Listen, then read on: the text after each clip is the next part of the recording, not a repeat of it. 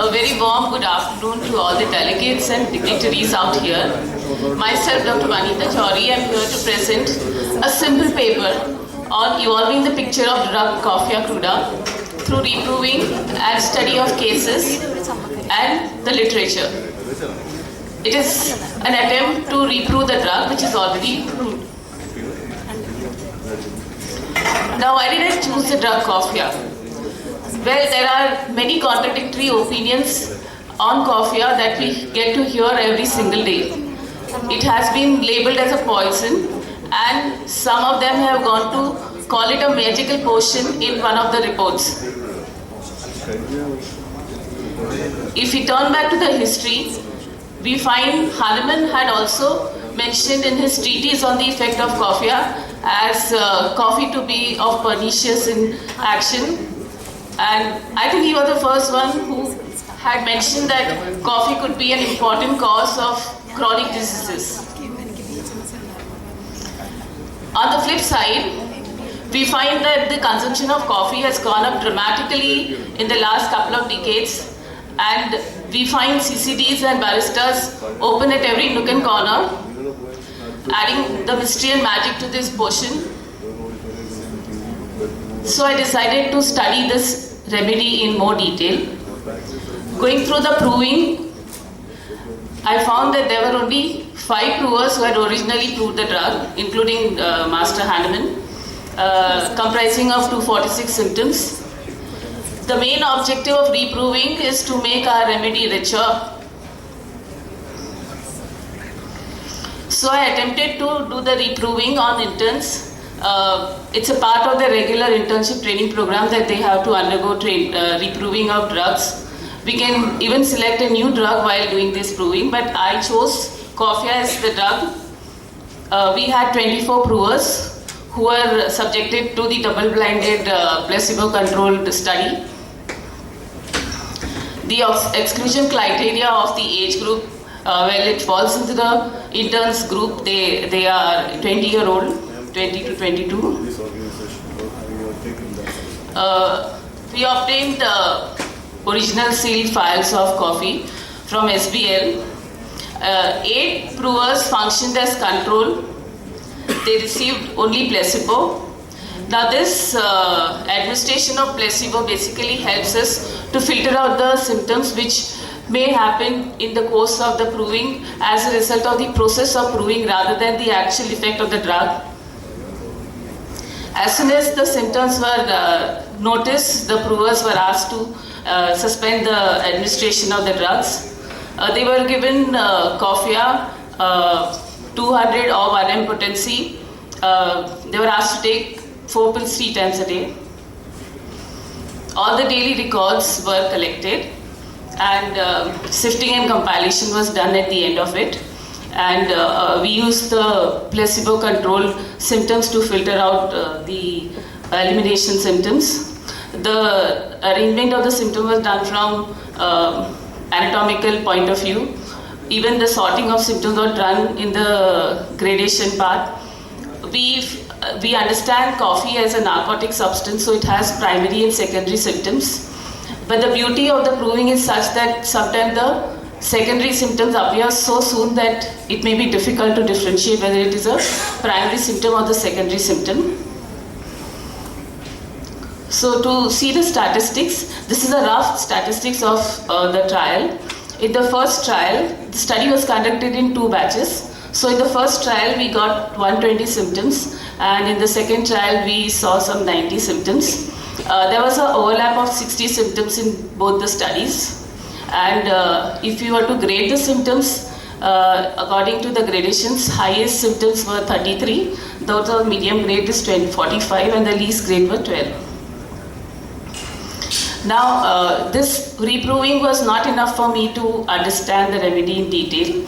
So I also went through the pharmacological sources describing the action of coffee. I studied the physiological study role of Coffea by William Burt. There were many cases which have been reported in the past on coffee, and I went through those case records, and whatever data I had collected, I tried to put them in prospective cases, as in try to prescribe the remedy for patients who have those symptoms. It was a study of all these that has given me a newer understanding on this remedy coffee. So, according to the new picture or evolved picture, we find that the complaints in coffee arise from excess of joy, surprises, good news. In today's world, where children are given all the materialistic pressure, they don't know the value. So there's an overflow of joy and excitement which is seen all throughout. The excess could be in terms of sleep, whether deprived sleep or too much sleep. We understand coffee to be a remedy used by even surgeons for surgeries before they undertake surgery, so that their skills are improved. We find the individuals who can be subjected to coffee having very extra sensory perceptions. We may even find them to have clairvoyance because all their senses are very sound. The intelligence and the fastidiousness and the multitasking thing that we see in today's world, we find them to be full of energy and enthusiasm. The mind is constantly thinking about what next. And at the other extreme of the same symptom is the absence of desire, absence of any motivation. The individuals are also lazy, so there may be dullness of mind. The coffee is a well-known analgesic, so you have pains, and in remedy like coffee, aconite, chamomilla, we have the combination of pain, irritability, numbness, intolerance. So the patience is very less, so the patient cannot tolerate the pain and becomes irritable. At the physical level, there is a lot of restlessness, fidgetiness, sleep disturbances, perspiration, flushes, increased thirst, appetite. Now, according to the new proving, I found that the suppuration and the hemorrhagic tendency, which was not known in the previous records, was seen to be happening. I used this remedy for hemorrhagic conditions, for suppurative conditions. Another area where we found new symptoms were in the form of dreams, not only in the brewers, but also in the patients who were benefited by coffee. There were dreams of water, accidents, and clairvoyance, okay, which we had understood only in drugs like lachesis and medorinum. These are some of the particulars which are also seen in practice. I want to showcase a case of coffea, a case of acute psychosis. This is a case of a HRD manager who was diagnosed with acute psychosis. She was taken from a private hospital to Mumadevi Hospital for the treatment. She happens to be a multinational worker, so she has a very demanding job. So she had a history of jet lag, and when she went home after 3 days of her trip, she was already exhausted.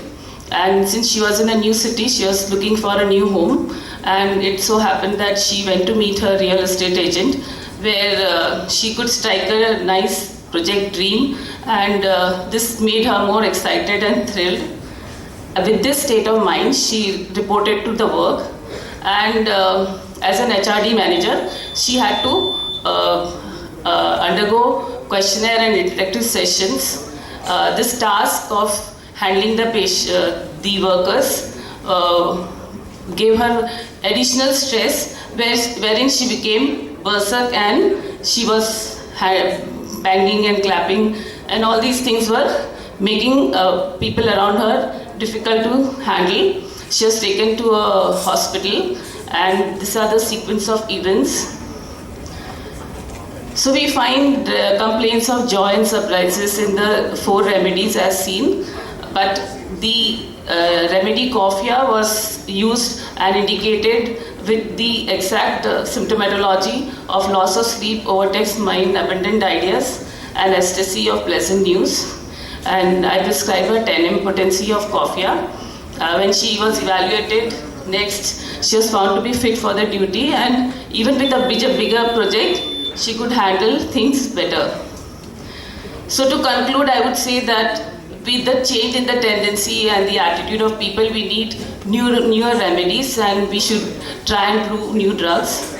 And also I found in the proving as well as the cases, suppuration, hemorrhage and allergic manifestation to be a part of Coffea. Thank you.